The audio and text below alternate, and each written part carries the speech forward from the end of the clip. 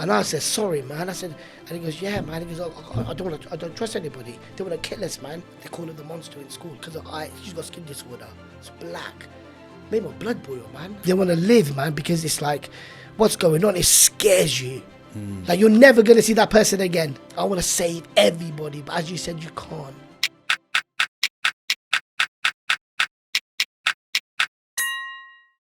But that being said, welcome to the show. Thank you very much. Thank you for having me. For being here. Thank you.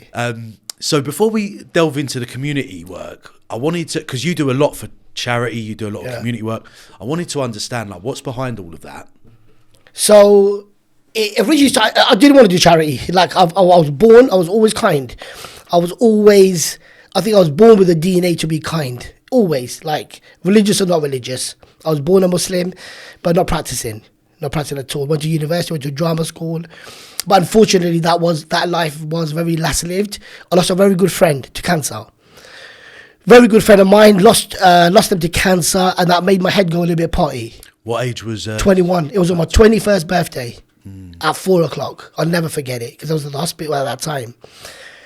When they passed away, life kind of was like, you don't really hear about many people dying.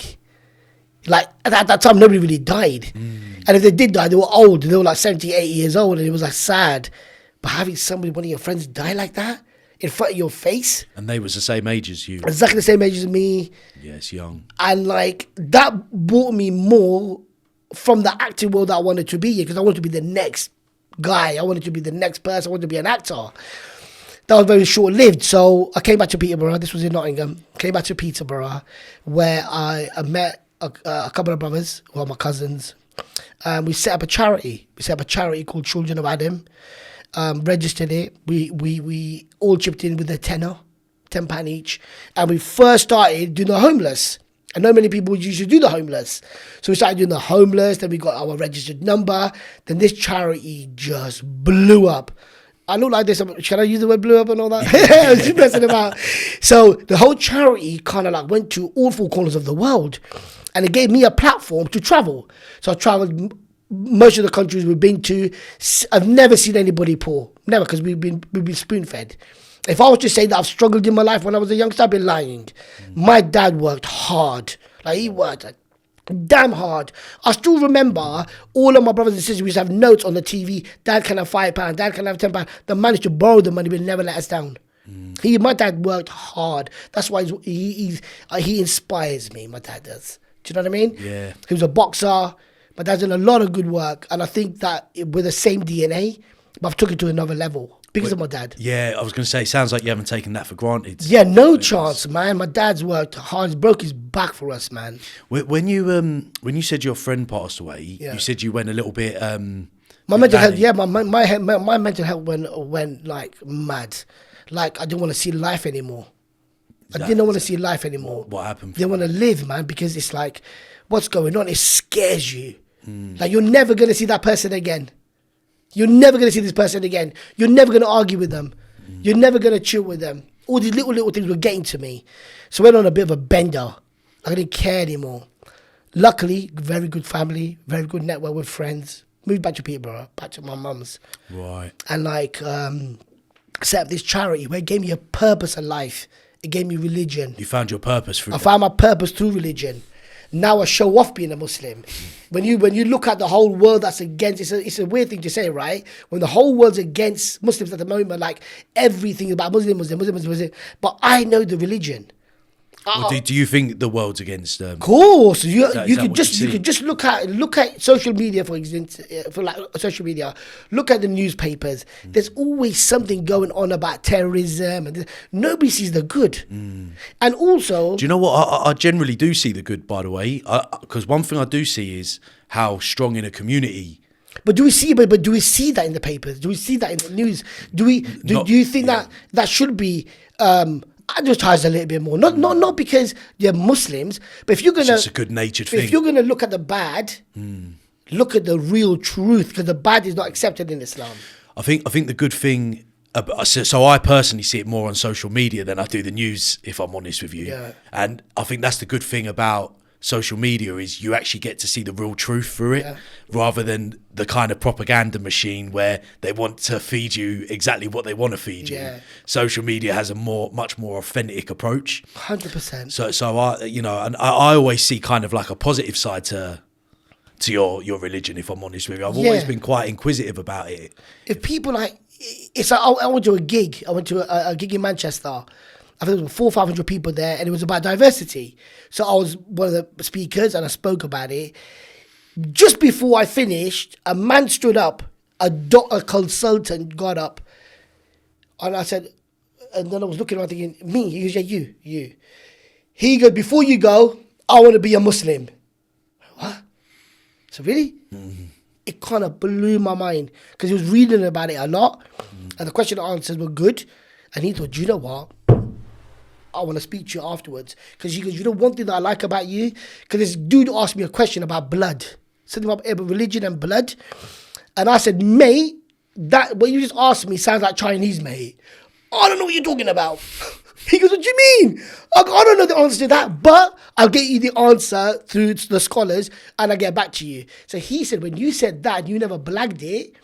Because you got imagine 400 people there. Yeah. That's like, is that what it was? You're in front of a lot of people. A lot of people. And he thought, this guy don't care. And he doesn't know the answer. I ain't going to blag it. Because I don't know the answer. So I got an email together, asked a few scholars about blood transfer, whatever, and I sent it to him. He accepted Islam, but sadly passed away. He was quite old. He had quite a few illnesses and stuff. But what a nice man. It's not about promoting who I am. It's because as a Muslim, I'm taught to do great things. This is why when I left Children of Adam, I got my wings back, because the laws were coming down on me. Why did you? Because the laws were saying you can't say this, you can't say that word. You go to schools and say, oh, you can't really get away with saying that. Then it's like, what do you want me to do? You might as well give me a script. Yeah. You've taken the Atiq out of me. Yeah. Now you've taken who I am. Losing the authenticity in the process. And I want to talk to everybody, dude. Do you understand me? And be yourself, right? Yeah. So what, you actually travelled the world with that charity? Yeah, as well? One of the best charities on the planet. 100% donation policy. The work they do is absolutely immense. You can follow your penny. They're that loyal. The charity is brilliant. Can't knock it. Very good. But for me, the charity was too big for me. It come to a stage where it was getting too big. The laws were getting tighter. I was losing my identity, so I had to go. So when I went, Unspoken was born 2 years ago. This is my 3rd year. Bro, beat all the odds. You know what people used to say to me, mate? They go, it's only because your friends laugh and they like you talking. The big world, man, they're going to listen to you, man. Go back. And I'm at home thinking, what have I done? So I went to my dad. I go, Dad, what have I done? And I remember he was having a little cup of tea. He goes, if you can't make it, you're not my son. And I go on, Dad. That's what I want to do. Good old dad. So I took a broken mic into town and I started my gig. Then the school started calling me up, and then there was a ripple effect. And then I ended up on the busiest wall in Peterborough. Like, you got to die to be on a wall. And you know when I started my video, say, hello, my beautiful people. That's it, yeah. They stuck that on the big mural on the wall in Peterborough in the middle of the busiest roundabout. And I'm looking at it thinking, what happened there? And it's a picture of the One Show, when I was on the One Show, hugging a homeless guy. Was this the BBC? Yeah. Right, how did that come about? So I had an idea once with me and my mate Fraser. I was sitting in the jacuzzi. But the truth, right? That's where the greatest ideas happen, right? I go, Fraser, I said, we're going to do something. He goes, here we go, mate. He goes, not today. I go, no, not today. But I want to do something. Like, I don't want to climb no more mountains. It's boring, man. Let's do something. So in the thing, I go, we're going to do something for 24 hours. He goes, no, let's do something for 12. I go, no, we're doing something. I'm going to come up with the idea. While I've come out of the jacuzzi, I'm getting changed. I've walked out the door and I've gone, good D's 24. Good D's 24. So I rang up a few guys I know. I rang up Andy. He goes, Atiq, you're crazy, but I'm in, man. And then we met this teacher, Claire, who runs the autistic school. She goes, my daughter Bex, she's got a company. We'll get you a coach. I said, yeah? Free. Got a coach. Bro, this just ripple effect. You had every religion, every race and creed join into this coach. I was getting all emotional. I thought, this was just like an idea. So then we've gone to London. We've done all the homeless all night in London, and that was heartbreaking itself. Homeless people don't want your food. They wanted to hug you, talk to me. We don't want your food. And one guy goes, go on then. We give him biryani. He's gone then. So sorry. He goes, eat it. Eat what? I said, you eat it first. I said, it's for you. He goes, no, you eat it first. I think, what's he doing? So I opened it, and I started eating it. He goes, oh, that's all right. It's not a prank. I go, what do you mean? He goes, oh, people come in here, they put glass in it, and they record us like, you're joking. And you're like, what? And then you're sitting there thinking, no, for video, for views. And I said, sorry, man. I said, and he goes, yeah, man. He goes, I don't trust anybody. They want to kill us, man. So obviously conversation. So you knew people's mental health was on next level. They want your loving and caring that we get every day. But we don't realise that. Do you understand me? Yeah, 100%. So then we've come back to Peterborough with the schools, the hospital, women's aid. We did a talk. It just went on. So 24 hours of good. Nobody slept. We did that. The year after was Ramadan. And I got a call from the One Show. They said to me, we've been watching your work. Can we follow you? Can you do one for Ramadan? I said, I'm in. I'm in. And we did it again. This time we converted like a children's, like a place. We did loads more stuff for 24 hours, but the One Show followed it, paid for people's food and stuff. So obviously I know the BBC, but what is the One Show? The One Show comes on every day. Does it? I was like that. Right. I had to Google it. Yeah. So it comes on every single day. It's called The One Show. And there's 3 people sitting there, and they always give charity, like they talk about good deeds for a little while. Right, okay. And they gave us a full of 5 minutes viewing time. They did the whole thing. And you know, when you look back at it, you're thinking to yourself, do you know what, bruv? You beat all the odds. Like, you look like a bro, man. You look like a terrorist dude, man. Who's going to listen to you? Who's listening to you, bro? You've got no clout. What are you going to do? I don't need no clout. I thought to myself, if my dad said to me, you can't do it, and I thought to myself, I pray 5 times a day, and I love people. All the people. I love all people. I'm going to go do it. I'm going to go do it. And today, it's like for the first time when I got recognised, it was in Morrison's, yeah? I was in Morrison's, in the beans aisle. I will never forget this. In the beans aisle, I was thinking, should I get this or should I not get this? And I could hear people talking, like a couple of girls and a mother. And the mother goes, he won't say nothing, just ask him, just ask him. I've turned around and the lady goes, oh, you're right. I said, I'm okay. I go, madam, you good, yeah? She goes, my kids have recognised you from school. Can they have the picture? And I'm going, me? Of course! I said, this has never happened before. So we took a picture right in the beans aisle, yeah? We're taking a picture with these people, and then it becomes normal. Then it happens again and again and again. People want pictures like most of the time now, yeah? I don't mind all of that. But when it happens the first time, you're thinking, I'm no actor, no films being released, I'm not a singer, I'm no celebrity, I ain't got clout, my following ain't big, but everybody wants a picture because they recognise the good. Good, so yeah. So they're good. Massively. It's not me, they're good because they want to be a part of something good. And that's what I love, especially when kids are on drugs, they come off drugs, and then they start calling you uncle.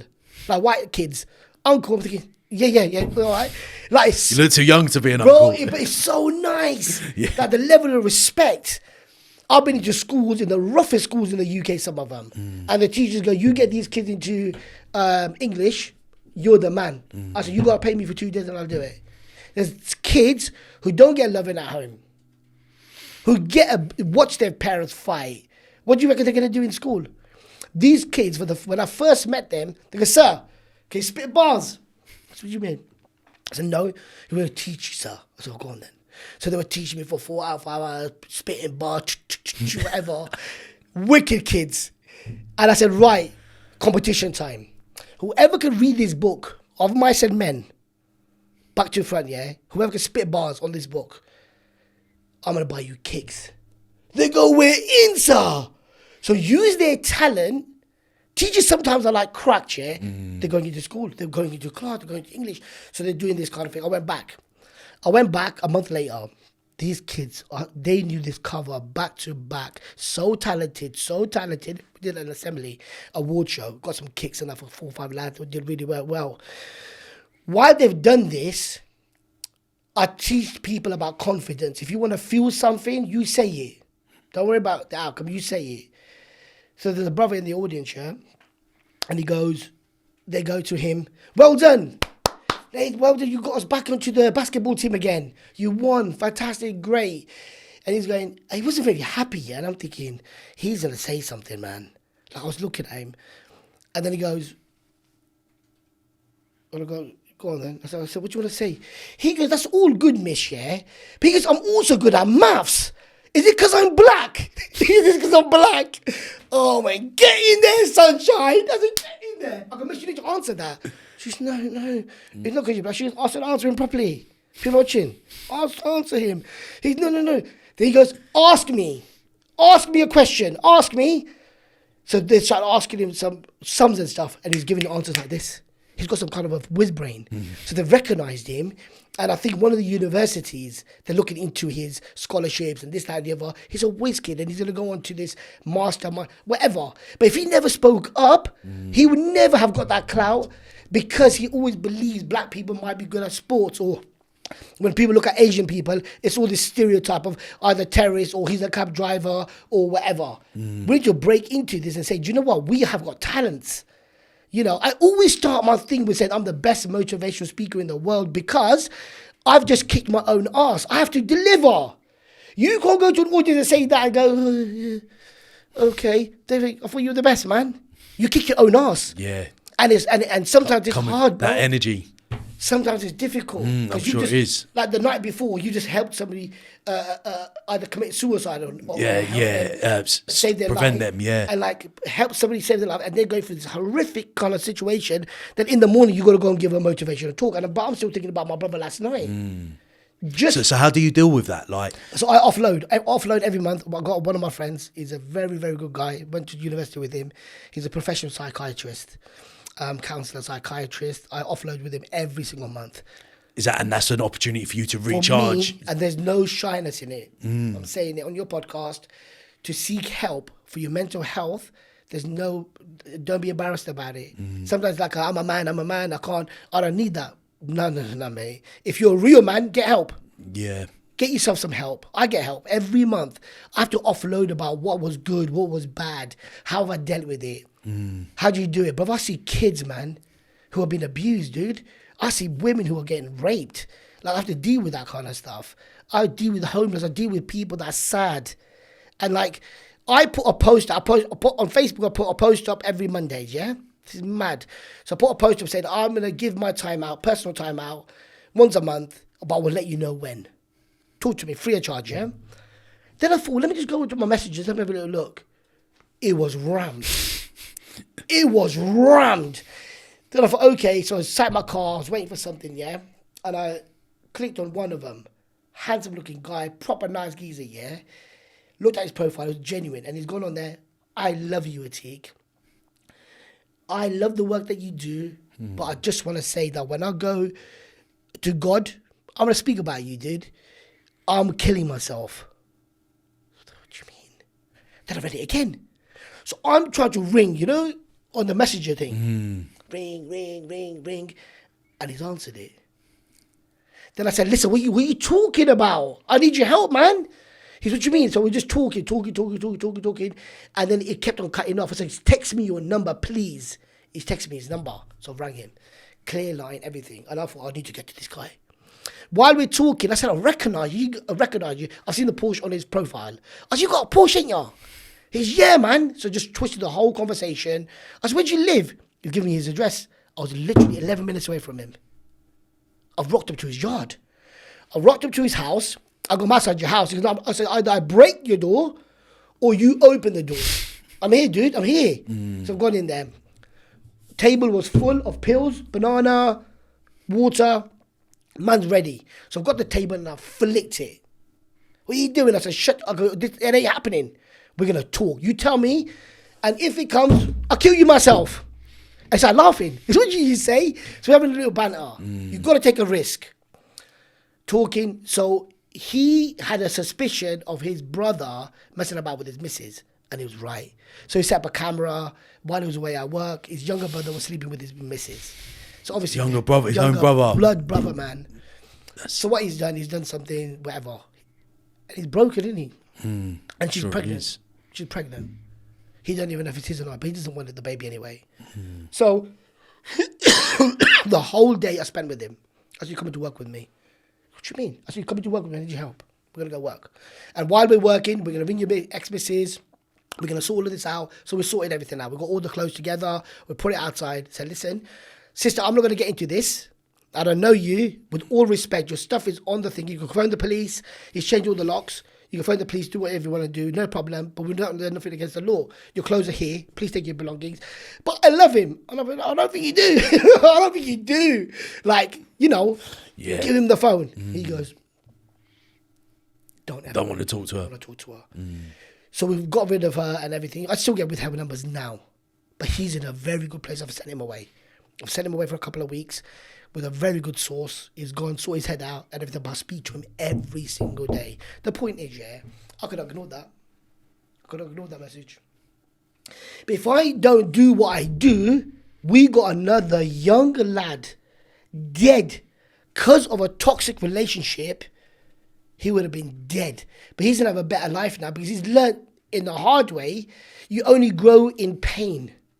You only grow Totally agree. I totally agree, yeah. Pain is something that people like think, oh, you grow in pain. You grow in pain. It's growing pains. That's how I perceived the it. best version of yourself. Yeah.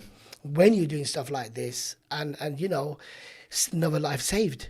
Only through one message, and another life was saved. It's that adversity though as well, isn't it? It's like I found that the real growth happened for me when I went through adversity. Before I felt like I had like a blindfold on. Like I was walking through life just irresponsible, didn't care about things. But as soon as something real happened to me, it was a wake up call to say, I don't like the way I'm living, and this is an opportunity for me to grow into something different. Of course. So I can definitely understand about these kind of growing pains. What I wanted to ask you is, you said you started Unspoken about 2 years ago. Yeah. What was the reason for starting it? I believe that everybody needs a voice. And I believe that we should talk to the people who are... The word unspoken means the people who are silent, we want to make them talk. Right. The world of the unspoken. Let's talk about it. When I'm on the phone to people, like some clients and stuff, they don't expect me to walk in looking like this. They think it's somebody else. Do you understand me? So when they see you, the first thing that we do is we judge people of what they look like until your vocal ability, you talk, and they think, I'm going to make this guy's all right, you know. Like you imagine, like there's a blind lady. I will never forget this, you know. I'm talking to her, and she goes, do you know what, Atiq? She didn't realise you were that short. I said, you can see. She goes, no. She's because your voice is coming from here and it's not coming from here. She could detect that, yeah? Bro, because the voice was coming from low in it. So do you imagine how good her ears are? So she goes, you know what the problem is, Atiq? God's given us 2 ears. But you're not very good at listening because you butted in so many times. I go, I won't speak now, yeah? She's cussing me down, yeah? Blind lady. And she was so intelligent. So she goes that we don't use our ability to hear, to smell, to talk, our different senses. We always look and judge. God's taken my eyes away. It's been 5 years. I became blind. But because God gave me X amount of years and I could see, I'm better off being blind than when I could see. And I thought, wow. I learned something there, man. Even a blind woman said that you're sure. I was like, what? It was funny and it was educational and it was beautiful. Do you know what I mean? So you have to be in that situation where you have to have guts in this world. Talk to anybody. What's the worst they're going to say to you? Ignore you, isn't it? Yeah, pretty much. Ignore you. But it's quite funny over in the UK about... We're not the best communicators, I don't think, over here. Like in places like America, they're very good. They talk all the time. Over here. Say, George, you got a set of skills, yeah? Say your set of skills are 10 out of 10. But your vocal ability and your communication skills are like 3 out of 10. Do you really think that people give a shit about your skills? No. Because if you can't talk properly and you can't get your voice up to this level... You're whack. So if you get your vocal ability to a 10 and your set of skills are good, you become untouchable. Well, one of my previous guests, I remember he was saying it was 80% chat and then 20% skill. 100%. So I think if you could talk a good game, then... And you got to be sincere. And you got to be like real. And you got to have guts. Like, I didn't know if I was going to talk about this today, but I'll talk about it. The situation that happened on a train. I was going for an audition a few years ago. The train broke down. they made an announcement saying, look, the train ain't going to move for the next hour. So, okay, no problem. But I was in a sandwich where there's EDL football hooligans on one carriage. They go, all of that was going on. And right in front of me, there's a Jewish man with locks, with his prayer beads, and he had his daughter with him. And I thought, this is not really a good sandwich, man. And my phone's dead. With no battery, nothing is dead. This little girl comes running. Can I play with you? I said, yeah. You can tell she's a bit ill. She had this massive black mark on her face like that, but beautiful. And I was like, he went, please, if you don't mind, please. Okay. So she's got this iPad thing, yeah? I started playing this game. She beat me in every game. I was like, what the hell? Kicked my ass. Wherever. So the train started moving. I got to go. And I thought, I ain't going to make this audition. So I'm going to go. She said, where are you going? Where are you going? I said, sweetheart, I got to go. So I had my card with me, but I've ripped off the charity bit and I just gave him my number. And I had beads around my neck. I go, look, these beads I've had for years. I'm going to give them to you. I'm going to come back and collect it from you. She said, we're best friends. I said, we're best friends. Did this funny handshake, kissed her on the head, and the father goes, thank you so much. I said, ring me. I'm going to get my beads back. Yeah? So I've gone. They never rang me. And for ages, I thought to myself, man, I don't know where they are, man. Where's my beads? Yeah, and I thought, I wanted to see the girl again. Annabella. So 5-6 weeks later, they rang me. And he goes, look, I'm really sorry. We've been really, really busy. It's a birthday. Would you be able to come and surprise us? She's been on about you all that time. I said, of course, man. So I rocked up. And I've gone to her birthday. I've gone to the house, but there's nobody there. It's her, the family loaded, like proper beautiful, like yours actually. You're loaded. like proper nice place, yeah. And I said, where is everybody? He's not going to let me talk to you about it. He goes, she, in the local area where we are, she's known as the monster. So what? They call her the monster in school because she's got skin disorder. It's black. Made my blood boil, man. What the hell? So I said to her, I go, princess. She goes, who? I go, you. I'll come and have a look at this. So I was showing her all these disabled models, like all of this kind of stuff. I said, look at this world. When God gives you a gift, this is a sign from God that you're different. But you're a princess, yeah? So we're talking. I said, what do you want to do? What do you want to do today? It's your birthday. She goes, I can't say. I said, you are going to say it. And the father in the background's going, like that. I'm thinking, you're loaded, bruv. We're going to do something. Yeah, I'm broke. What are you going to do, yeah? And he goes, she said, I want to go Winterland. I said, we're going. So the father goes, in the office, I need to speak to you.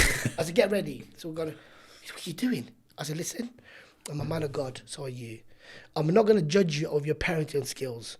I know why you're doing this. And I know it's hard for people to look at your daughter.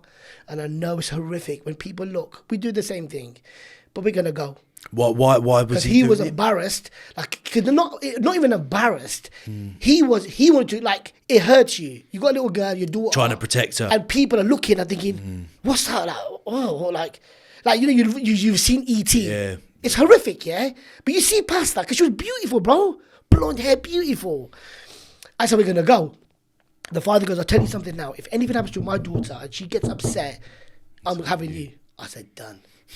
I said, but I need to pray before we go. It's my prayer time. It wasn't my prayer time. I just wanted to pray to God. I said, Allah, whatever happens, if I need you, I need you now. Let this be the best that we've done. We've gone to the thing. They booked it online. But they've done all this ice sculptures and all that. It was the best day of our life. Like, wicked. People were giving her high fives. It was like they knew she was coming. That's the power of God. And even the family were looking and they're thinking, what's going on here? This is weird. People were giving her cups of tea. I was getting loads of free shit. I was getting coffees. People were giving me this. And I was taking it. I was going, we need to hang about with each other a lot more, sweetheart. And then whatever. Then they found a new medicine. They found a new medicine in Australia or somewhere. They found a new medicine, some drops or something, some medical stuff that was going on that helps your skin. For the girl. For the little girl. And they said, look, we're going to be going. There's a new medicine thingy. We're going to go. We're all from there anyway. We were born there. So we came here many years ago and we did all this anyway. But can you come? I said, I can't go. I said, I would love to go, but I literally can't, because at that moment, I was just starting my work. I was with Children of Adam, and there was a lot going on. I said, I can't go. So at the airport, I went to see them at the airport, and I met her, I got a little gift. They said, she's going to talk to you. She's gone then. She was like, my beads. I said, you keep them. What you got for me? She's like, made you something. So she got me like a little band. It's in my car. I keep it with me all the time. You're never going to, she goes, sit down there. And I said, all right. So I sat on my knees. And I go, sweetheart, what's the matter? Talk to me. She goes to me, am I going to die? Am I going to die? And I said, what are you talking about? Am I going to die? I said, baby, we're all going to die, but we never die. We go to a different place. We go to heaven. She said to me, I'm going to tell God that if I do die, I'm going to wait for you in heaven. And I'm not going to go, I'm going to wait for you because you're my best friend. I hugged her. She's gone to Australia. Everything went really, really well. It went really well. But the medicine, after I think about 2 weeks, she had an epileptic fit. And she passed away in the morning at 4 o'clock. And it was like I lost my own kid. It was hard, man. It was tough. But the family turned around and said, sorry. The family turned around and said, Atiq, we failed as parents. I said, you never failed as parents. I said, I love you lot. You gave me the opportunity to come to your family. You gave me the opportunity to be a part of your daughter's life. She goes, you know the funniest thing? Every day she did her own hair. She was dancing and she said, I'm a princess, I'm a princess. My best friend's coming. He goes, it was like God sent you for the last moment, but she went happy. I'm forever in debt with you. So I don't need nothing from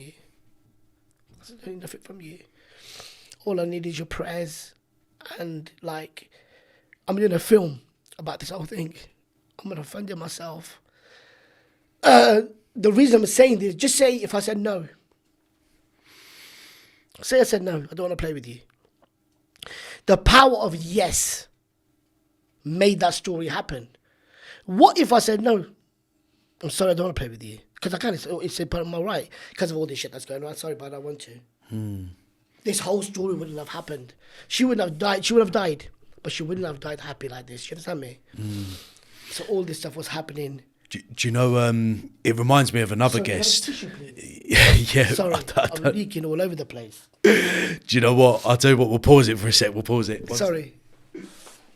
It gets me all that crazy shit. Oh, I can see you're passionate. Sorry, man. You okay? Yeah, I'm gonna feel. It took me a lot of years. Like, we start that again if you want. No. I'll just ask you the next question when you're ready. But you, to be honest, you remind me of another guest that I had on here, and he said one of the hardest things about helping people is you can't help everyone. You can't. You can only just do your best. And I think it's a little bit of the kind of burden that you have to carry along the journey that you're on, where you want to help everyone essentially, right? Of course. But unfortunately, we meet people at certain times in their lives. Some we can help, and from what I've seen, you're doing an amazing job of that. And other people might be on a different journey. Of course. And unfortunately for this little girl, we lose a lot of people. We lose a lot of good ones, and but that's part of life. But it just shows us that God is the most powerful. Allah is the most powerful. He is the controller of the worlds and the heavens that we have, right? Religion teaches you a lot. Religion teaches you how to deal with grief. Religion teaches you about what to do. But if we don't stop doing what we're doing, especially what you're doing, because everybody's got a different platform, right? You got it as a podcast, I've got it as motivational speaker, whatever. We're all in the same journey because we want us to be brothers. We want to meet people that we can spread our skills. I said, you know what, brother, man, you can do this, There's a young lad the other day that he was serving, he's about 19, 20 years old, proper skinny fella, but, he's training a little bit. I said, boy, your arms are good, He goes, can you tell? I said, tell, man. I don't have to say that to him. I can just walk out, I paid my bill. But for me walking away from it, I can either make somebody happy, and when he turned around, he was like, Yeah, man. He's like, go on, dude. Like, oh, that's it. Because he was vascular, right? I said, how long you been training for? He's saying a year, man. I said, how old are you? He was 20. I go, I said, mate, your arms are lean, you know. You could tell, yeah. And he's like doing all this kind You of made stuff. that guy's day, right? You made his day. Yeah. What's wrong with saying, madam, are you good? Madam, are you okay? Use the word madam. Respect your elders. Sir, are you all right? And people think, yeah, I'm good. Are you all right? You watched the video that I've posted on Instagram about me paying for somebody's food.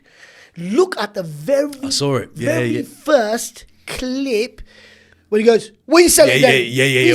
What do you want? It's like, and that's how the world sees Muslims. I don't care what people say. That very second, he was about selling, it was about like, what's going on with you? But then it all changed. Because then he got to know the situation. Yeah, it was good. yeah. You broke through the barrier. You break through it. If I was to turn around and say, you know what, get another customer, man. I've lost myself. Either the same place years ago, lady chucking my shit. Beep, beep. I said, do you want to break the eggs or do you want to break them? And have you having a bad day, sweetheart? That's what you breaking my stuff for. Break the next guy's stuff. She said, I said, yeah, but you made a choice to be here. Everybody gets two things. When you wake up in the morning, if you're lucky enough, a chance and a choice. A chance to live again. Because somebody just died while we're doing this around the world. And a choice. We make a choice.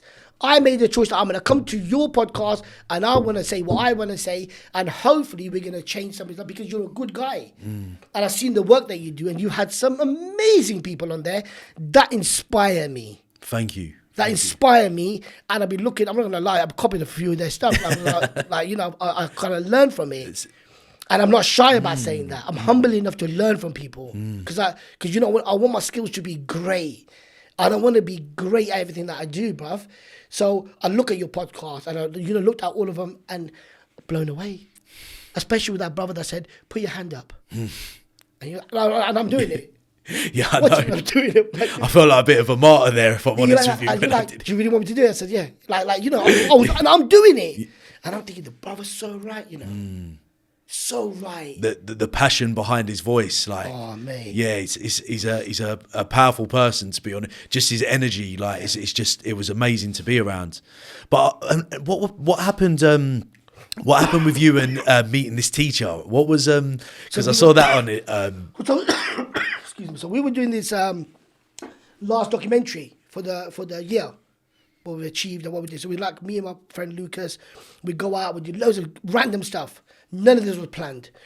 So when we did this, paid for somebody's shopping on that day, while we were walking out, Mr. Bardrick, a science teacher, I said, "Sir." Oh man, because his wife was my tutor. Right. He looked at me for 5 years. So he was my science teacher. He blew up everything. And then, so anyway, I met up with him. None of this was planned. This was like just a pure coincidence. Met up with him, started talking to him. I said, you know what, sir? I was thinking about Mrs. Bardrick because she was good. She was like your mother, man. Oh, miss, I ain't got no lunch today. She'll go to a little purse and she'll go and get yourself a little fish burger or whatever. Good teacher, man. And we sat there. And I said, sir, Mrs. Bardrick, I remember when I retook my GCSEs, I got a D and I retook it and I got an E. I did even worse. He was laughing and then Mrs. Bardrick goes, I spent all that time with you, Atiq. But she goes, you know what? E means excellent. Yeah, hugged me. What a teacher. She knows you're thick, man. You ain't got no maths, yeah? You'll be all right. You'll do something well. Teachers like that were great. Mr. Wilson's great. Mr. Barger's a great guy. So we had seen each other a lot. I said, sir, I think I don't think this combination is good, sir. He said, what you mean? Oh, you're a science teacher. I'm a Muslim. I don't want them not thinking that we're making some bombs and stuff. And he started laughing. He goes, what are you on about? I said, this combination ain't good, sir. But he's so good. Like, he's so into his banter. He's getting old now, so I still got to see him and stuff. And then we did another meal. And that video, so I've posted it. My mate edited it, posted it. I woke up in the morning. My TikTok's going bing, bing, bing, bing, bing, bing, bing, bing, bing, bing, bing, bing. I thought, what's happened here? 100,000, 200,000, 300,000, 400. It's got over 600 thingy on TikTok. Then positive news. They've stuck it on They've there. retweeted it. They've put it on there. Shared It went viral, like to an extent where it was worldwide. Worldwide, yeah? And then now you recognise, you're that guy from that teacher. Do you understand me? Yeah. And it was not planned. This is when, again... It's like it was just a pure moment that happened. Hey, when Allah says that Allah, God is the best of planners. Like even on this journey today, we saved someone, we helped somebody coming in here, meeting you. I didn't even know you were going to be here. I didn't you expect something else. But we met a Bollywood actress here today, smashing it, yeah? So stuff like that. I meet so many beautiful, beautiful people on my journey, and I don't want it to stop. I don't want to get old. I don't want to die, because there's so much, bro, I want to do. I want to save everybody, but as you said, you can't. But I can't accept that, and I don't know why or how, but I just can't accept it. I just want to save people all the time. Do you know what? I think you're doing so much already, a lot more than what a lot of people are doing. To be honest, a lot more than probably what I feel like I should be doing at times. So this kind of thing of not being able to help everyone, like you're already doing so much already, which is such a positive message, and I love to see it. To be honest, it's really inspiring. Yeah, everybody's welcome. Anybody wants to be a part of it, and it's your brand. Unspoken was born for you. That was born for me. Like it's given me ability to proper go in. Like there's times where I think I should be quiet, man, but now I'm not gonna be, because I'm gonna say how I feel. And if they don't like it, and it's not hardly ever, to be fair. I've never had an experience where somebody's going to be shut up, man, or not. It's always been a positive outcome, and I believe that. If your heart is good and your intention is good, I don't do it for no clout. I don't do it for no view. Like I don't want no big, massive following, because you know what? It's not about that. Keanu Reeves said once, beautiful quote. Somebody asked him, said, Keanu Reeves, that, what happens when you die? I thought he was going to go into this space stuff and all that. He didn't. Everybody started laughing. And he went, the people that love you will miss you. That's it. Think about that. The people that love you will miss you. Think about it really hard. Who really does love you? Do you think that these followers are going to give a shit when you die? No, think about it. They post it. He was a really good guy for a week. Everybody's WhatsApp status will change. He was a great guy. Everybody will have your picture. They'll copy it from Insta. They'll stick it on their profile for a week if you're lucky. Then a week goes, 2 weeks go, 3 weeks. And the only loved ones that you really have, like your parents and your family, they're going to be hurt for the rest of their lives. That hit me hard. Because I thought to myself, you give everything out. You get views. 1 million views and 2 million views. Post it again as it can have a pound of everybody. You just made £1 million. You ain't getting 10 out. You ain't getting £10. Imagine. So say to them followers, say you got 1 million views. And you go back on and say, can everybody that's pressed the like, can you please give me a pound? You'll be lucky to get a like. Do you know what I mean? Yeah. They're going to say, quickly, unlike. You're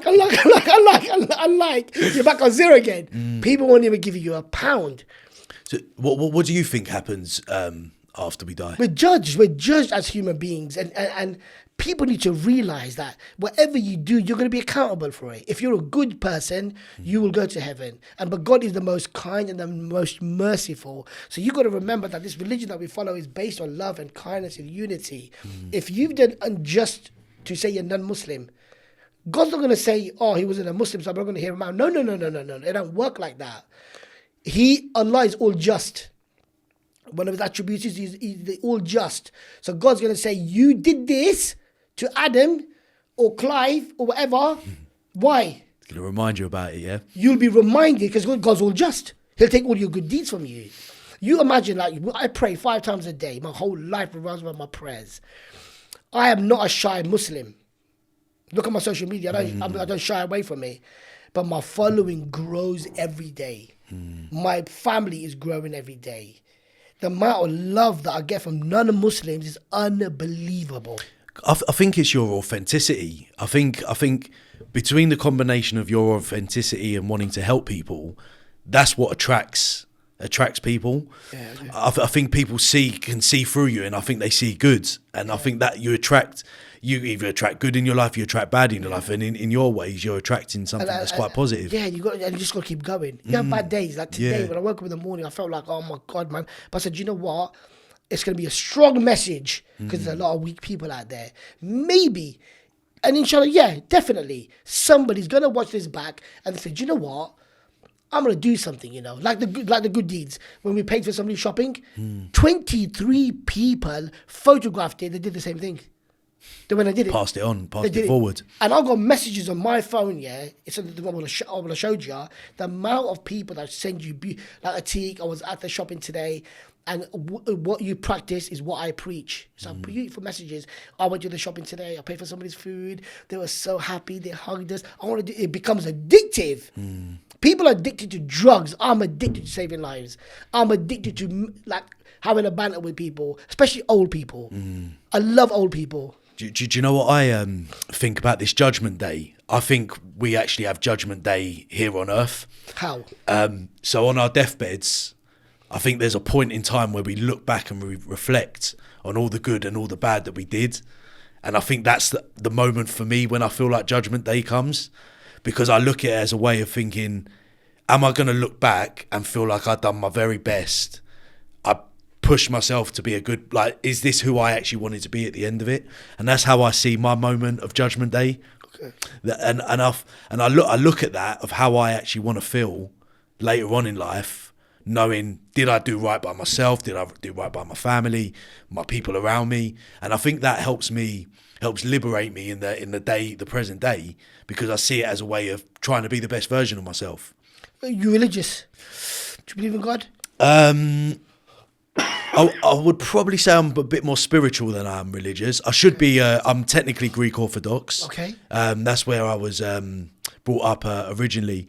But I'm quite open-minded, to be honest with you. But I'm not. I wouldn't say I'm 100% of a religious person. Yeah. I've been around a lot of religious people. Yeah. Hare Krishnas, Greeks. Yeah. It's like, so I've always.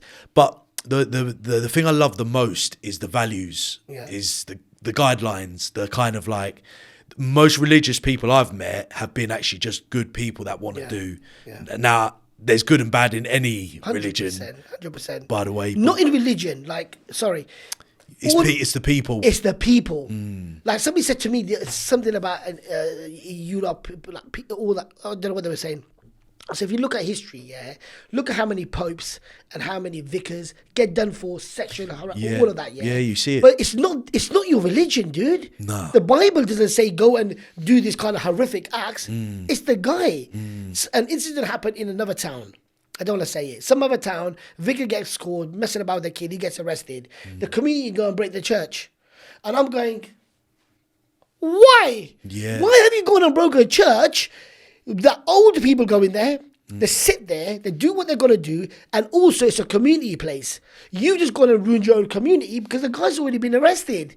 He's going to get punished, not only by the law, by God too. His reputation's done. His wife has left him. Yeah. His kids are getting bullied. One more punishment due, one out of this geezer. You just gone and broken, and you vandalized the $7,000. And you know what? I helped them fundraise for it. Because old people got to go somewhere, dude. It's their place of like routine. Want to go somewhere. Purpose, it's a purpose of life, and you took it away from them. Why? For one person. Because we don't think. That ain't gonna affect him. You could burn it. He don't care. He's in prison. He don't care. But I'm saying that we need to take a second and think, what I'm about to do, is this gonna backfire on me, and is this gonna make a change? If it isn't, don't do it. It's like that eye for an eye makes the world go blind mentality, isn't it? Don't do it. No. If you can't afford it, don't buy it. Don't do it. Do not buy it. I ran my car to the ground, 290,000 on the clock until it popped. Then I bought another one. Because I don't need it. It's taking me everywhere. Do you understand? Yeah. So we have to be in a situation where you have to know your own self. And the only advice the most important advice I can give to anybody is, be real with yourself. You're the only one that's going to go home and lay on that pillow. And if you're evil, you have to live with that. If you're frauding and you're a fraudster and you are evil sold. You have to live with yourself, man. You have to live yourself. So stop all of this, I'm that. Because you have to live with yourself. You have to answer to God one day. You have to answer to people. Be normal, man. If you don't want to be kind and you don't want to be nice, but just don't hurt people. Yeah. Just don't hurt people, man. Yeah, it's at the minimum. Minimum, don't hurt people. And never, ever sell your soul for this world. I've been in positions where I had to say religion or money. Question for you. Of course. If I give you £1 million and I said to you, you got 2 days to live, I'll give you £1 million. Would you take the money? You wouldn't. No. If I give you £1 million and I said you're going to be ill for the rest of your life, there's no cure, would you take the £1 million? You wouldn't. If I said to you, I'll give you £1 million and one of your loved ones, the person you love the most, has to die, would you take it? Never. Okay. So that just shows you that we're chasing money all our lives and sacrificing our time, because we've just said that we're never going to do it, our health, because we would never sacrifice that, and our family ties. We would never sacrifice that, but we were doing it without us knowing it, because we're chasing something. We are, yeah. So what we do, we're getting bored with our childhood because we want to be 18, 19, 20, 21. By the time you get to your age, you're spending all your money that you got with Botox, dye, this, that, to look 20 again, yeah? So guess what? You've not really lived. Because you've been on this rat chase for a transaction over money. Spend time with your loved ones, they're going to be gone. There'll be a day where you're going to look at your phone, mum ain't going to ring anymore. Dad ain't going to ring anymore. Your best friends are not going to ring anymore. Spend your time properly. I feel, do you know what? I really appreciate that. And when it comes to money, and I feel obviously a bit hypocritical as well, but I've worked very hard my whole life. I've worked since I was 16 years old, but I'm at a place, and maybe it's because I've reached my success, but I'm at a place where I know money isn't the be all and end all of everything, where I'm not prepared to chase it anymore, because I found more purpose in stuff like this. We need it. It would be silly that we don't need money. Yeah, we spoke about that. I want to be a millionaire. 100%. I want to be a millionaire because I want to save lives with it, dude. Yeah. I want to have a comfortable life where I know that where my money's going to go. My friend said, you'd never be a millionaire, T, because you'll give it away. You'll give it away. My mum said... My mum said to me the other day, she goes, I'm surprised you got all your clothes on. Haven't you given somebody else clothes outside? She's taking the piss out of me. What are you talking about? Because we were at the graveyard to go see my brother, and there was a lad, proper cold, yeah? I give him my jacket. I just bought it. And Mum goes, what are you doing? Go buy one. I said, Mum, I ain't got time for that. And I got cussed all the way home. To tell me about your brother. So COVID hit. He caught it first. He was probably one of the first people that got it in Peterborough, in our city. And as soon as he got it, he deteriorated within 24 hours. That fast? That fast. And this is a man who never drank. He was healthy. He was like an ox. He was a beautiful personality. And unfortunately, he died after 24 hours. The hard bit of this was like, it opened up a lot of doors for me, because I went into the world of autism, like a beautiful world in schools and stuff, where I do a lot of work there. Was he autistic? He was autistic. He was autistic, and they live in a beautiful world. They live in such a beautiful world. They're very clever. And he died. The hurtful thing was, you couldn't see your family. You couldn't see your family. There's more people there than our lot. You have to dress up like you've murdered someone. You go to, like, I normally, if my loved ones died, I kiss them before they go. They've sealed the coffin. Then you're angry. You're hot. You're angry. You're thinking, what are you doing? We're going to die. But then when I look at it, I got depressed. I put 101 kilos. I was depressed and dark. Like, it was dark. It was horrible. And it was like, every time your friend's phone, you're like, 3, 2, 1. Hey, you right? What's going on, man? Everything good? I'm just checking up on you. Yeah, I'm all right. Cool, I'll speak to you later. Bye. Just putting her face for a second, you're like, and you're like, none of your tops fit. Your belly's not gonna touch the floor.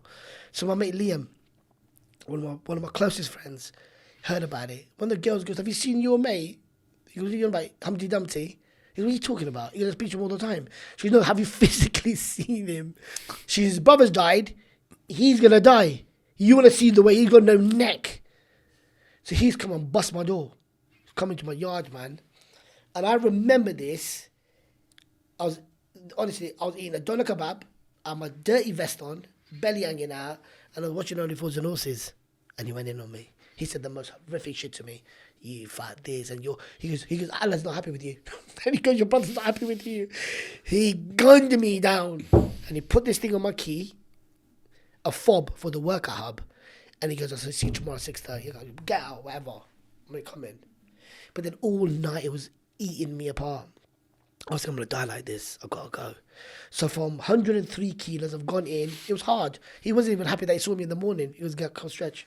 I was thinking, at least say well done or something. You know, like I was looking for that. Pure army shit. So I've gone in there. Then I thought, let me blog it. When I started blogging it, I can't now not go all the way because people are watching it. Where you going? Wait. It just went bam, bam, bam. People started joining the hub. Because I was just, good morning, my beautiful people. Mm-hmm. All of that started. That's when it was first then. From 103 kilos, I went to 79 kilos. That's incredible. Ripped. Yeah. And I was like, I was showing off with it. Like, I was back.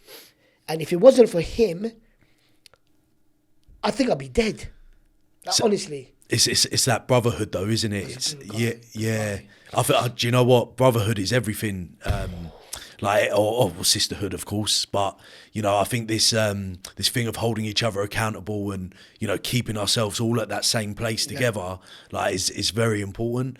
And I think we all need a Liam in our life. And a Jack Clark. You see that guy, Jack Clark, who did the 12 hours on a stair climber for charity? No, 12 hours. Wow. Non-stop. Did he? Non-stop. He's made from a different cloth. So we go to Manchester to do a gig. Yeah, you're gonna laugh. So I'm an addict. I was an addict of Red Bull. Every single day, Red Bull. Every day. So we go to Manchester to do a talk. Ended up going there. So on the way, I'm drank 3. I've annoyed him all the way. I've annoyed the shit out of him. Got there. So what he's done, he's looking at me all night. Smashed the gig. Killed it. On the way back, he's counting it. And on the way back, my heart's going. Yours. Yeah, you could hear it. It was going like... He goes, 21 cans, mate. So what? You've had 21 cans tonight? All 21. No. Honestly, you drank 21 cans. Because you know what? People know that I don't drink. I've never drank alcohol in my life. Yeah, really. I don't even... Not even because of religion. I've never drank it. And people kept on buying me glasses of Red Bull. So I'm knocking them. That shit will kill you. Bro, I'm on fire. On the way back, none of my family let me in. They go, we ain't letting you in like this. You're going to wake everybody up. I'm like homeless. Because they get texting each other, don't let him in. He's on social media, he's buzzing, do not let him in. His ADHD's kicked in. Don't let this geezer in. Calm down. And then he had a conversation with me in the morning. We done a whole documentary on it. He goes, let me tell you something, Atiq. If you die of Red Bull, I will never come to your funeral. I'm your best mate. Never. I'm not going to embarrass myself, said that guy died of Red Bull. If you die naturally, I'm coming. Yeah. Do you know what? I don't understand how they can even sell Red Bull anymore. Since that day, I've never drank it. You haven't drunk it since? He goes, I don't believe you, so swear by God. Say Allah. He goes, swear by Allah now. So I made an oath to Allah that I will never drink it again. Never drank it. Never drank it. You know what? I don't even miss it. Because in my head, I was thinking, I need this before I go on. It wasn't. It was just that disgusting taste. It's something about that, like Coke. Yeah. It's just sugar. About sugar drugs. You in can a can. be addicted to anything, dude. Yeah. To be honest with you, people with ADHD generally feel like they want some sort of substance or something to help them essentially. I suffer from it. Yeah. They also say that I was reading a post the other day that ADHD is Red Bull is linked to ADHD as well. Is it? Yeah, that it can almost encourage it. So I don't know enough about it, but I have I've just started to look into it because a lot of my friends, I said, lads, I think, really? You need a doctor to tell you that you got ADHD? You got it. We put our house on it. And it was true, I got it. But the thing is, ADHD, fine, you're energetic, whatever. But I can control it. Yeah. I control it. But sometimes you don't realise it. Like even at home, The brain just wants to go. like I pick on things. Like even like the side of the sofa. I got a car now. If you see the side of my car, Oh, really? it's all like crumbled up. Really? It's like, what are you doing? Like, you're just fidgety all the time, kind of thing. But you get away with it. I'm just glad that it's nothing serious that you can't control, and it carries on me doing my work. And I love a challenge, man, and I love going out there. So wherever people are, even this young lad said to me, "Yeah, but I'm really ugly." I said, "Be the most ugliest person in the world. Show off with it. Yeah. Who cares, man?" So talking about challenge, you've got a boxing match. Yes, I've got a boxing match on the 17th of February. I would like you to be there in Watford. Is Watford far from here? Not far, no. Sick. Not far. Come over. Come over with the lad with the cerebral palsy. He's one of the most nicest lads, Callum. Like proper on it. Like he's on it. He don't want a fake fight. He was a real fight. And he's strong. Because the other 2 was with the Down syndrome kid. So I've done 2 fights with a Down syndrome kid called Reese. It's on my page. And the first fight I did with him, I knocked myself out in the thing. He's punched me and I fell, and it was like a whole like WB, all that going on. It's on my page, yeah. So he was proper. You're lucky he didn't grab a chair and Smash me, yeah. And I fell on the floor, but I swear to God, the second time that I fought him, he was like a man. It hurt. I'm thinking, what have I done? I didn't train for it. So he's gone in on me, he's punching me, and I'm going, this kid's hurting me, man. And I fell on the first round. I didn't want to go second round. I thought, this stupid. So I knocked myself in the second round. Then he put his foot on me, like a proper. He's so cute. And he's buzzing from it. But with Reese, he started boxing. He started to go to the gym. He's so confident. And Laura, especially Laura, man, she let me in that world. And I love the people with Down syndrome. Love them. And I love people with disabilities because they bring a gift to our world. Like a colourful little gift, and they're so cute and they're so nice, and you can sit with them for ages. They teach you different things. Like one of the girls will teach me sign language. It's something different, right? And it's just nice to be in that world. I love it. Well, what do you do there? What's it? Like motivational talk. So I'll get them to come on stage. Right, you tell this like class what you think of them. Who's your favourite teacher? And they go in on it. This is the opportunity for them to say, this teacher's horrible, or this teacher's good, or whatever. Yeah, I do it with most of the schools. So there's a warm-up that I do with kids where I get 2 group of kids and I get one of them to bully someone. So bully someone, they go all in on this person. And then I get another group to say, right, save them. Use your skills that God's given you. If this was a real-life situation, how would you help this person? How would you help them? So they get into it. In fact, they proper go into it, man. Stuff is very bad. And then they go into it, and this group just get involved. Don't do this. We're going to be doing all that. It gets all messy. Starts kicking off. Because you've got them all wired up, they want to talk now. So you get them to say, right, tell me something about yourself. What do you want to do? How are you going to do it? Somebody will say, I want to be a doctor. You're not going to be a doctor if you're doing PE. You need to do your sciences, you need to do your medics, you need to do this. Do you know what you're doing? Stuff like that. So once you've gone into their world, then you can do whatever you want with these kids. They're so good. But they will not trust you if you're not like them. So the skill is learn their language. Like, you're not going to go to a baby and say, how you doing, mate? You all right? Yeah. You're going to say, goo, goo, gaga, cuckoo, like, all of that. And they're going to laugh and they're going to chuck stuff at you. You've gone into their world, but you've communicated with that little baby. Do you understand me? Yeah, I do. Yeah. And when you get to an adult, you talk to adults differently. And when you get to older people, you have to be a lot more calmer. And your banter goes a little bit lower, but you still laugh and joke. I mean, there's a guy a few years ago in the old people's home. We met him on Christmas. He told me a full story. His whole room was full of all army stuff. And he goes, my son lives 7 minutes away from me. I've not seen him for 5 years. I said, sorry, sir. He goes, I've not seen him. I was in charge of millions of pounds of equipment. But I used to walk into a room and people just stand and salute me. Today, I smell a wee. I go, no, you don't. I said, look at my friends. I go, they smell a poo. So you're all right. So I had a little banter with him. Then I thought, something clicked in my head. The ladies goes, his birthday tomorrow. Okay. So I got my boys together. I said, we're going to go there, we're all going to surprise him, and we're all going to give him one of these. Mate, we pulled it off. And we got loads of people in the army. He goes, oh, we'll say these words, some kind of like whatever they want to do, yeah? Like, how do you respect them in that language, yeah? I said, please, I'll pay you. We're not paying. It was more emotional for them Because they were next level things going on. This guy stood up, man, and he was like, for that moment, he was like, I'm back. They showed him so much love. And now these people, they've got like a group. So every week, 2 people go see him every week. They're like, have a little thingy. They'll give him stuff, talk about the army. Sir, we're going to be doing something. And can you tell us, like, we've got this plan here. I had to make this shit up. And then make him like, oh, right, you're not going to do this. I think we should. He's back into the game. And guess what? They pay him. They give him pocket money. How nice is that, though? Yeah. But the idea must have started with me, but I can't do it without my firm. I can't do it. So support structure. I can even pick up the phone and say, I need a favour. I've got somebody, domestic violence, abuse, whatever. They want to tell their story because I've made that link with you now. Do you understand me? Yeah. So we need to help each other like that. Yeah.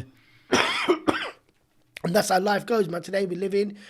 And also, another strong message is don't waste your time. Always say to the kids, you know, when I go to do assemblies as well, they're sitting there, they're waiting for lunch. I said, how about the 4 hours that you got? You're only going to have a fish burger. Wishing it all away. You're wishing time away. I live for now. I'm living for right now. I'm going to live right now, and if I feel like eating something, I'm going to do it. I'm going to go and enjoy myself. I'm going to go and do what I'm going to do. Guess what? There's nobody in the world, I don't care if you're a billionaire, buy me 1 second at a time and tell me when am I going to die. You can't. Elon Musk and all, they want to build stuff in Mars, galaxies and all that. Give me one date that I'm going to die. Buy me time. You can't buy me time. No matter how young we look, our lungs and our heart are still going to be the age that God told you. It ain't going to change. So stop wasting your time. Stop running after things. I will do it tomorrow. Your tomorrow's today, dude. I wanted to finish the podcast with one last question today. Of course. Which was, what do you think the purpose of life is for us while we're here on Earth? To build a legacy of being remembered of that even though the world is against you, that you can't doubt that. Like, we have to beat a lot of odds. Be your real self. Do the best that you can. Save as many lives as possible. I don't care what religion, race, creed, color, size you are. If you want help, and if God's given me the tools, I'm going to help you. And if I die today, and they said, that Muslim guy was all right, you know, not even Atiq, and not even Unspoken, I've won. Because I've proved that as a Muslim, look at the work that we do, man.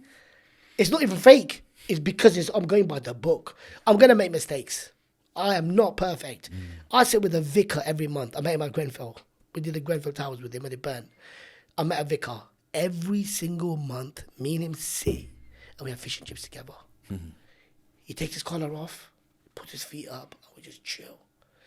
And he teaches me stuff. I teach him stuff about life, not about religion, about life. If that was videoed and you heard the conversation that me and him have, you'd be like, whoa. Yeah. You'd be like, whoa. It's deep. The stuff that he watches, this is what I mean. If we live with purpose, motivation will last you a little while. But it's your discipline and your good habits that are going to make you the man that you are. And you're going to make such a massive impact. And I promise you this, man. This is just the beginning of it. Unspoken is 2 years. This is my 3rd year. I'm going all 4 corners of the world. Only because I want to save lives. I don't want to see no more poverty, bro. I don't want to see no kid that's holidays and they want to go to their grandparents and they're going to get abused. I want to stop that. I don't want a woman to say, do you know what? Tonight I don't want to go home because the kids shout at me. I don't want a woman to sleep at night, make her kids run all night just so they're so tired they can go to sleep because she don't have to cook. So there's a woman that we know, just find out about it. She had a fake stove, fake. She had water in it, no food in it. So the kids think there's food in it. So she's trying to make some food, pretending she was that poor. And she goes, let's go walk the dog. She's made them run. She's come back home, the kids are knocked out. The kids are all knocked out just so they can have free little breakfast and stuff in the morning at school. That's mad. That's mad. That's poverty in the UK. I want to stop that, bro. I want to say, look, sister, I want to help you. We want to give you money for your kids. We want to feed you. We want to help you. Not because I want a picture, because I really don't want to sleep at night knowing that you're your belly's full and your kids are safe. There's times where you were in the park and a kid used to get stuck, you used to run and save them. Now you're like, should I help this kid? Because if I grab this kid wrong, I'm going to become a pedo, or I'm going to become this. Well, the woman goes, save him then. Then I said to the missus, you can't do that no more, man. You can't do that. You can't. It's the time. And do you know what? It disgusts me. That we live in a world where we can't even be normal to children. We can't save somebody because you worried about what people might think or what. Yeah, do you think that's right? Do you think that world's going like that? Yeah, big time. I think like one thing that I feel very inspired by you is that you break down a lot of barriers with people, and I think most people are scared about what the outcome looks like. That's the reason why they don't do anything. They don't go beyond that place. They don't speak to that random stranger. They don't wish them well because generally they're assuming something negative is going to happen. Of course. With you, you're talking to people and when the guy's saying, "Well, you're trying to sell me" and stuff like this, like you're breaking through that. Of course. I can see the purity in what you're doing, and it's like it's a very inspiring thing to see. Very inspiring, not just for me, by the way, but I'm sure for a lot of people. Yeah, of course, man. Of course, we just gotta crack on with it. Every day is a different day, if God wills it to be. And sometimes I know I don't want to say this, but this might be our last conversation because I don't know what's happening around the corner. We don't know what's happening. I saw an accident yesterday. I see cars toppled over. You go back to Peterborough, something's going to happen. You don't know. So this has been nice, man. It's like a good. Really enjoyed it. I've really enjoyed it. Also, thank you so much. And from the bottom of my heart, man, you're a good guy. Yeah, love thank your you. work. Thank I you. love your content. There's loads of podcasts out there, but your content is so pure. Like you learn from it. Like you get a lot of podcasts where people talk about they've been in prison, this, that, but you hear that. And sometimes, not that you get bored, but you heard it. But you don't really see much about disabilities and how big. Like that guy, he should win an award. The way he carries himself and the way he is, brother, that brother, what's his name? Javino. And he always replies back. He always replies back. If you send him a message. Yeah. And he goes, thank you very much. Even though he must get thousands of messages, So big shout out to the brother. May God, Allah continue to make him shine and accept the work that he does. Because really, he's a hero. These are the people that are heroes. That are making a difference. Massive difference, man. And you're lucky that you sat with them, brother. I'm very, very blessed, yeah. And with you today, of course. Nah, man. Yeah, definitely. To be honest with you, all of my guests, like it's a big blessing, that I get to work with such amazing people, that I've sat down with such amazing people. Like, it really opens your perspective to life. So 100%. I'm very lucky. Thank you very much. Thank you, Atiq. And thank you too. Cheers.